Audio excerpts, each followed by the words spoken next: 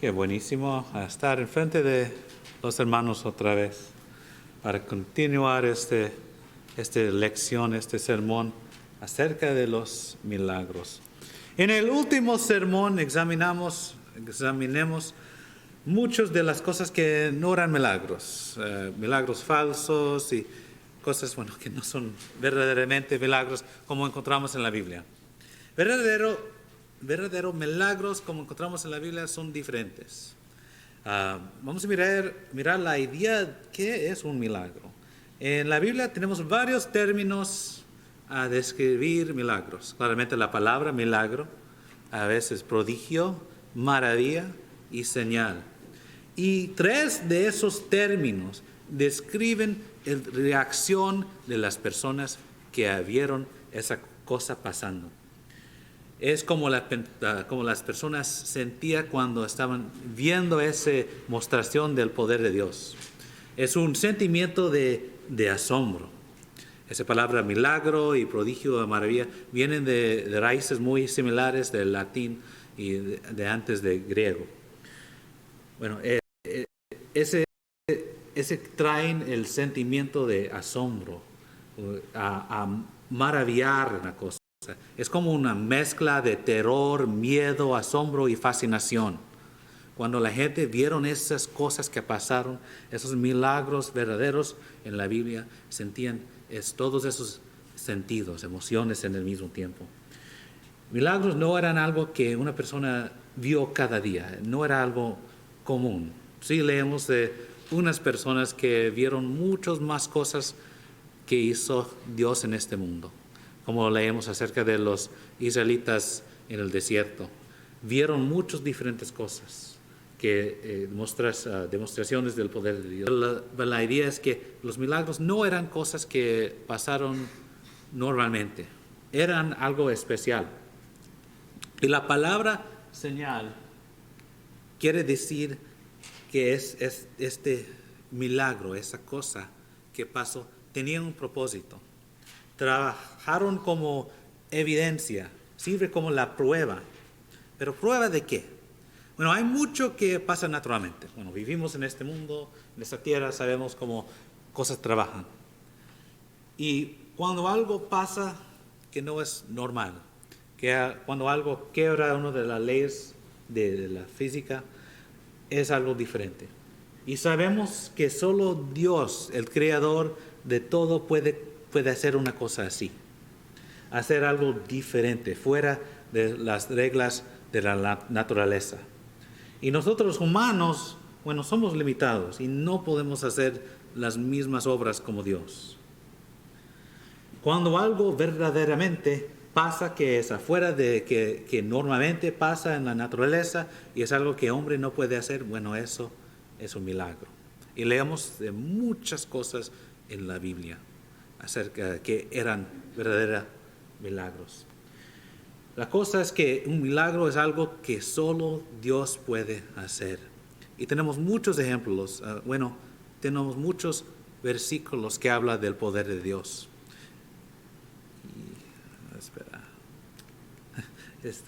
El orden está al revés. Vamos a regresar a ese texto después. Pero primero vamos a leer de Jeremías. Jeremías capítulo 32 y versículo 17. Y si tienes tu Biblia, por favor, que puedes abrirlo y mirar el texto con tus propios ojos. Porque a veces lo que yo pongo en la pantalla es en error, no es correcto exactamente. Eso no es un truco, pero yo soy humano, como cualquiera de nosotros. Yo puedo hacer errores. Jeremías 32, versículo 17. Es en el Antiguo Testamento y a veces es difícil para encontrar. Pero Jeremías 32, versículo 17, dice: Oh Señor Jehová, he aquí que tú hiciste el cielo y la tierra con tu gran poder y con tu brazo extendido. Ni hay nada que sea difícil para ti. Hay nada fuera del poder de Dios. Él puede hacer todo que Él quiere hacer. Vamos a Mateo 19, versículo 26. Es un versículo muy corto, pero muy poderoso. Mateo 32, 17.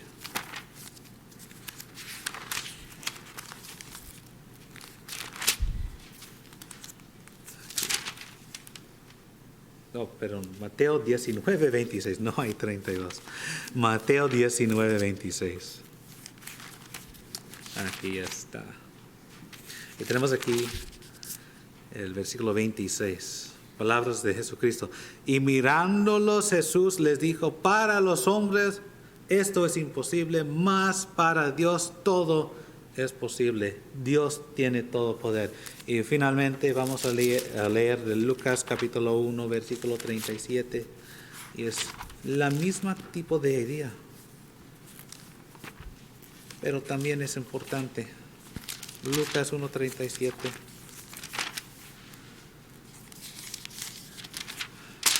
Aquí tenemos 1:37. Un ángel de Dios está hablando a Elizabeth. Ella va a tener un hijo, pero está avanzada de edad. Pero el ángel lo dice, porque nada hay imposible para Dios.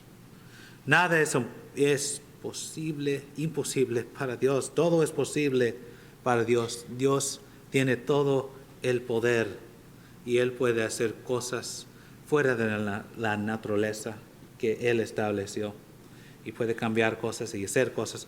Y esos son los milagros, las cosas que encontramos en la Biblia, cuando Dios utiliza su poder para hacer algo especial. Y hay unas personas que hacen cosas que parecen que son fuera de la naturaleza, hacen unos trucos para engañar personas. Y unas personas, bueno, sus trabajos eran profesionalmente a engañar gente. Y estos son como los magos, es decir, los prestidigitadores. Ellos que pueden hacer esos trucos, que pueden mover sus manos más rápido que el ojo. Esos no son milagros, solo son trucos de prestidigitación y mecanismos ingeniosos que solo hace que el imposible se parece realidad. Pero no están haciendo nada fuera de la naturaleza, son trucos. Y la triste cosa es que hay gente que se aprenden esos trucos y lo usan para engañar personas diciendo que pueden hacer verdaderos milagros.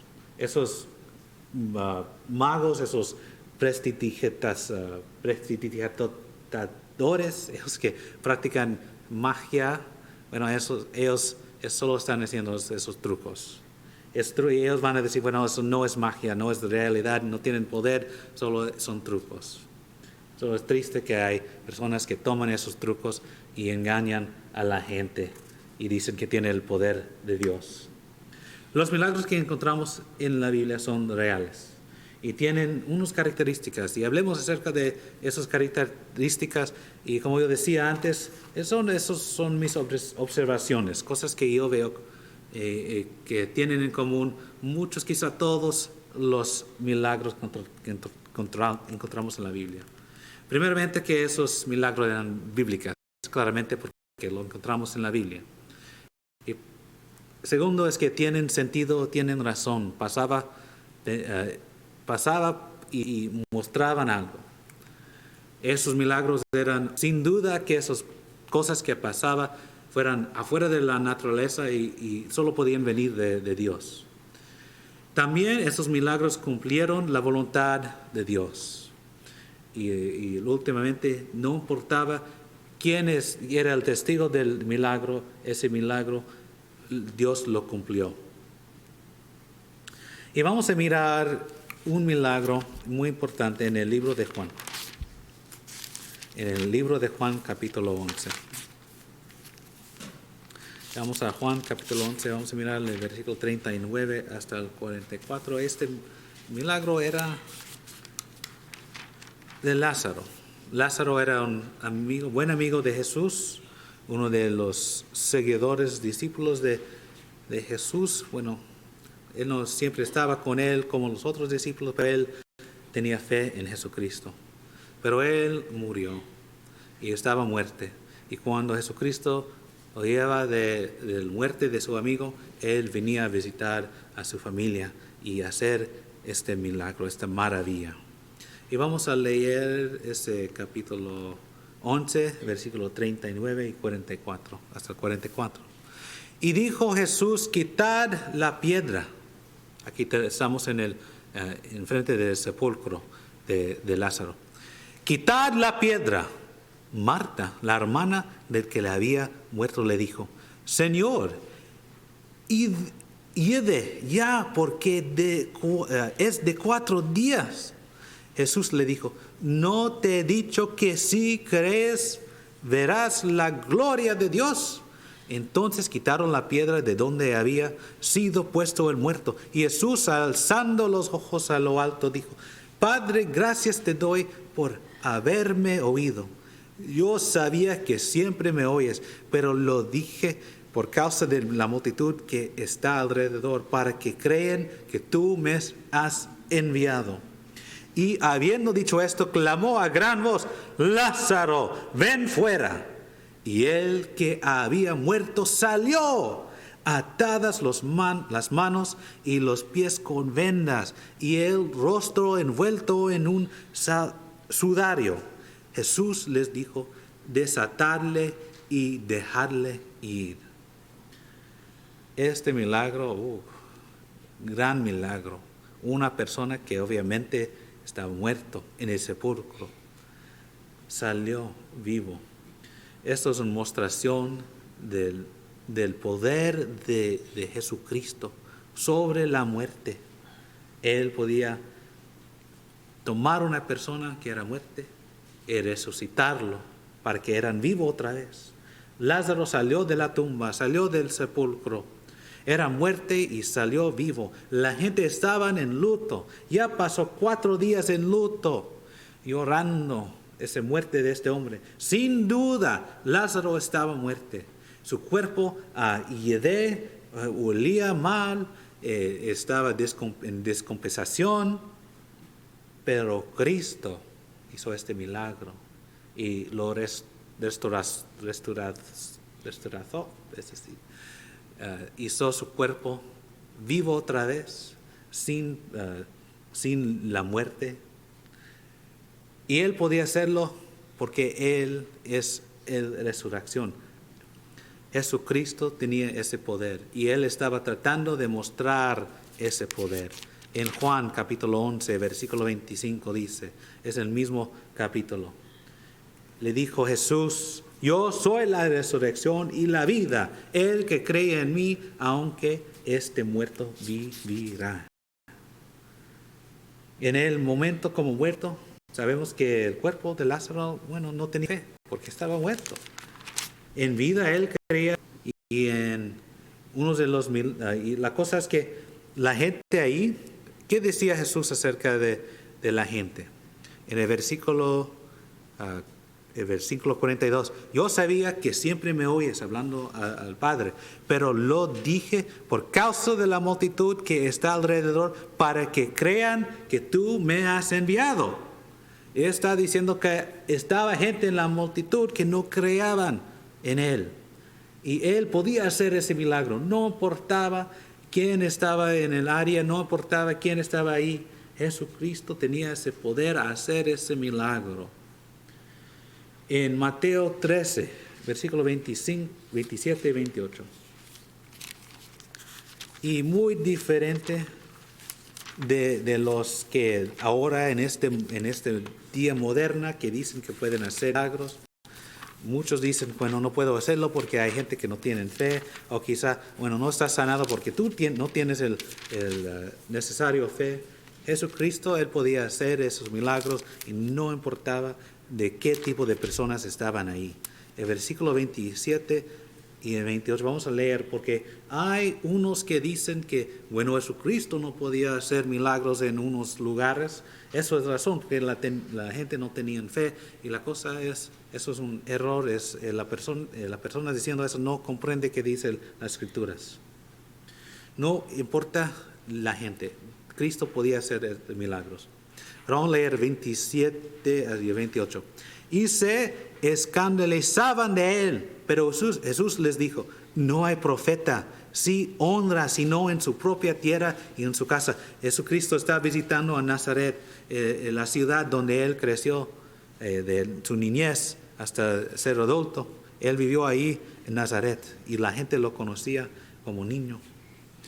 Pero él está diciendo, no hay profeta sin honra, sino en su propia tierra y en su casa. Diciendo que la gente ahí no querían escucharlo.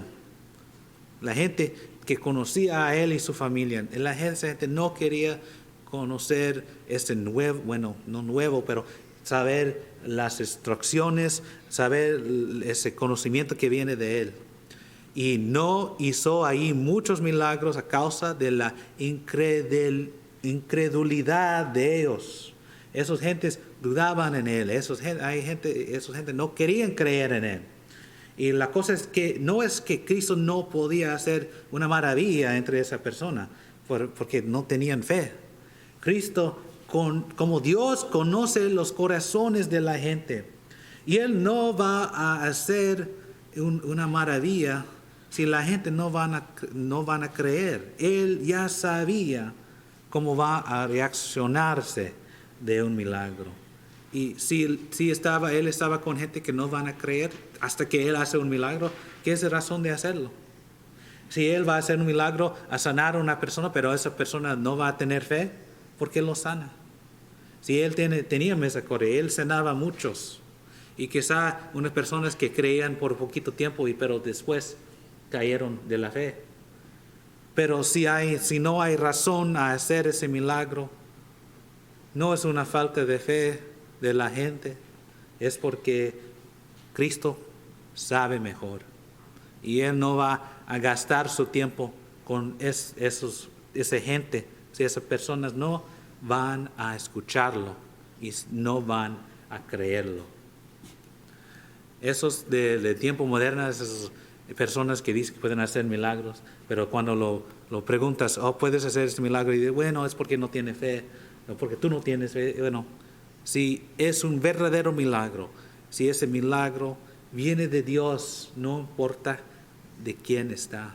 Si ese milagro tiene razón y ese milagro va a cumplir la voluntad de Dios, va a pasar y no importa de quién está testigo. Pero ¿por qué hacer milagros? Estas características, como otra vez, son mis observaciones, mirando todos los milagros que encontramos en las Escrituras. Milagros son la manera que Dios probaba su poder sobre la naturaleza, su poder sobre las naciones, como leemos, como Él hizo contra la nación de Egipcio. Es una manera de mostrar su poder sobre todo. Es la manera que Dios prueba que Él es Dios. Él prueba el mensaje de una persona mandado por Él. Y como encontramos en Juan, versículo 20. Vamos a mirar el libro de Juan, el Evangelio de Juan, versículo 30, capítulo 20 y versículo 30 y 31. Donde aquí está escrito. Está hablando de los milagros de Jesucristo. Es razón que Jesucristo hizo sus milagros. Hizo además Jesús muchas otras señales en presencia de sus discípulos, las cuales que no están escritas en este libro, pero estas se han escrito para que creáis que Jesús es el Cristo, el Hijo de Dios, y para que creyendo tengáis vida en su nombre. Jesucristo hizo todos esos señales, esos milagros, esas maravillas, para que la gente lo creaba en Él, creaba en su mensaje, creaba que Dios mandó a su Hijo.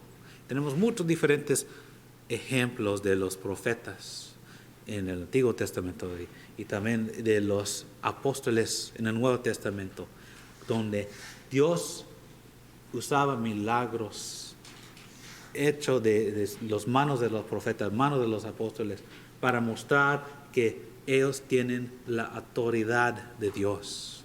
Autoridad. En el primer siglo Dios dio esos poderes del Espíritu Santo a los apóstoles. con esos dones, ellos fueron a todo el mundo a predicar, a enseñar a Jesucristo.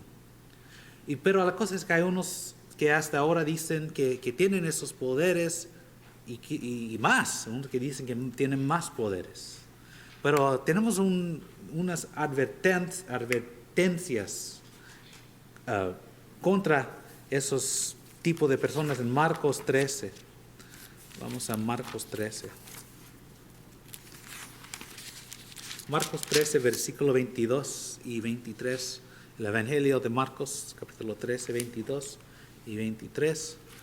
Porque se levantaron falsos cristos y falsos profetas y harán señales y prodigios para engañar, si fuese posible, aún a los escogidos.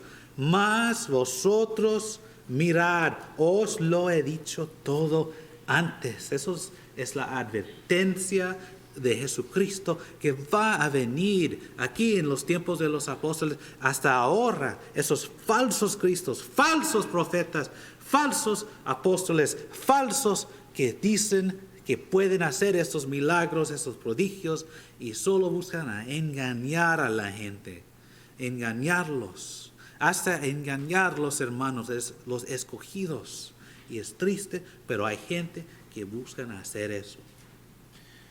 La cosa es que los dones, los milagros, los poderes del primer siglo ya cesaron. Y sabemos eso porque podemos leer acerca de eso en el primero de Corintios. El primero de Corintios. Primer libro, el primer carta. Primero de Corintios, capítulo 13. Enviaron a los hermanos en Corinto. 1 Corintios capítulo 13, versículo 8 hasta el 13. El amor nunca deja de ser, pero las profecías se acabarán, y cesarán las lenguas, y la ciencia acabará, porque en parte conocemos y en parte profetizamos. Mas cuando venga lo perfecto, entonces lo que es en parte se acabará. Cuando yo era niño, hablaba como niño, pensaba como niño, juzgaba como niño. Mas cuando ya fui hombre, dejé lo que era de niño.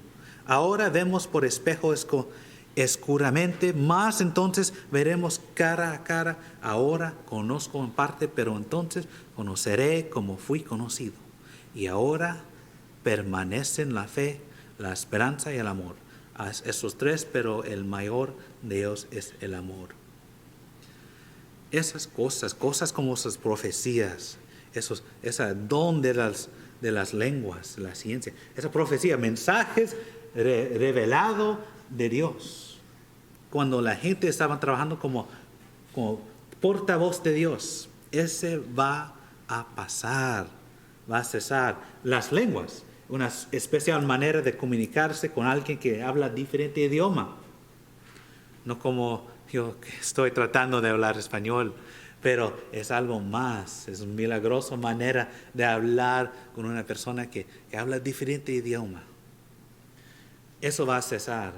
Y esos son solo 3 ejemplos de los dones de la ciencia, o especial sabiduría de solo venía de Dios.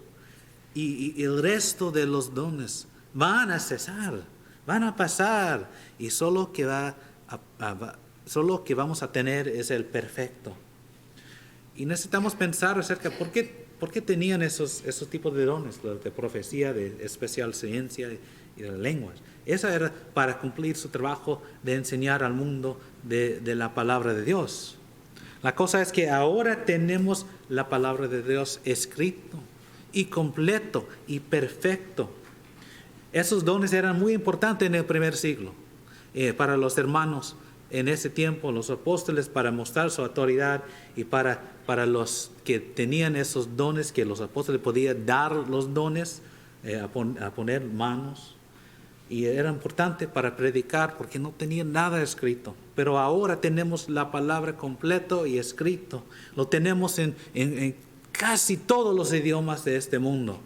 Cada persona pueden aprender de la palabra de Dios. Pueden tomar su Biblia y leerlo y comprenderlo y saber y conocer a Jesucristo. Ahora tenemos el perfecto. Eso es, en una manera de pensar, uno de los milagros más importantes, que tenemos la palabra de Dios escrito después de 2000 años. Bueno, para el Antiguo Testamento, 4000 o más años de historia ha pasado en que tenemos la Biblia, tenemos la palabra de Dios escrito. Y gracias a Dios que lo tenemos, que podemos mirarlo y conocerlo y estudiarlo y tenerlo y ponerlo en nuestros corazones, es que Dios quiere. Pero tristemente hay muchos falsos hacedores de milagros que buscan dinero, poder y prestigio. Buscan hacer esos falsos milagros para que la gente lo dan poder, lo dan respeto, lo dan dinero, cualquier cosa que buscan. Esos milagros de la Biblia tenían razón. Esos milagros de la Biblia hicieron la voluntad de Dios. Esos milagros de la Biblia, podemos leer acerca de los milagros en la Biblia, a conocer qué es un milagro bíblico. Pero de ahora no pueden hacer esas cosas.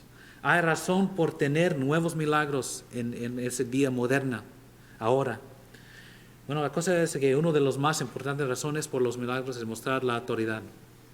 Pero tenemos la palabra completa, tenemos la autoridad de Dios en la palabra, en lo que está escrito, para que podamos conocer qué decía Jesucristo, qué necesitamos hacer para hacer su voluntad. A decir que no hay milagros hoy, no quiere decir que Dios no trabaja hoy. Porque tenemos unas promesas de Dios. Filipenses capítulo 4, versículo 9. En Filipenses capítulo 4 y versículo 19 encontramos esto. Filipenses 4, 19. Pablo escribe: mi Dios pues suplirá todo lo que os falta conforme a sus riquezas en gloria de Cristo Jesús. Tenemos esa promesa que Dios va a darnos, suplirá lo que necesitamos. El primero de Juan, capítulo 1, versículo 9. Primero de Juan 1, 9. Otra promesa que tenemos de Dios. Primero de Juan, versículo 9. Si confesamos nuestros pecados, Él es fiel y justo para perdonar nuestros pecados y limpiarnos de toda maldad. Y vamos a mirar últimamente el primero de Corintios, capítulo 10 y versículo 13. Solo son ejemplos, unos ejemplos de las cosas que Dios tiene prometido a nosotros. Él trabaja en nuestras vidas. Versículo 13 del capítulo 10 del libro del primero de Corintios.